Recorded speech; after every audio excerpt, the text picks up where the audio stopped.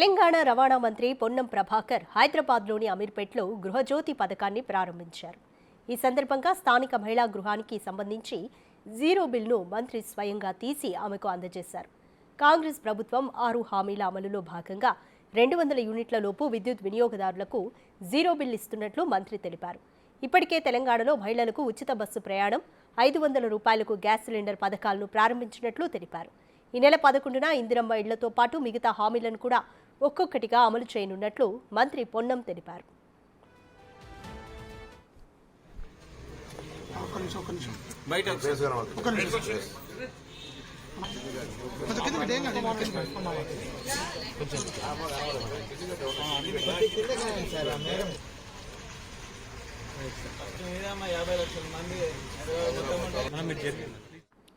ఎన్నికల సందర్భంగా కాంగ్రెస్ 6 గ్యారంటీలలో భాగంగా సీఎం రేవంత్ రెడ్డి గత నెల 27న గృహజ్యోతి పథకాన్ని ప్రారంభించారు.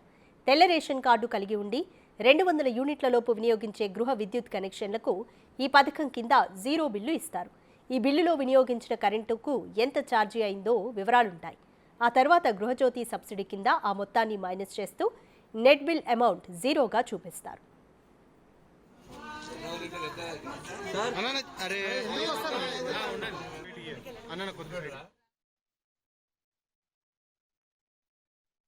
₹10 లక్షల ఆరోగ్యశ్రీతో పాటుగా మహిళలు ఉచితంగా బస్ ప్రయాణం చేయడంతో పాటుగా 500 రూపాయలకే సిలిండర్ ఇచ్చే కార్యక్రమంతో పాటుగా 200 యూనిట్ల విద్యుత్తును ఉచితంగా ఇవ్వడం జరుగుతోంది జీరో బిల్లు పేరు మీద.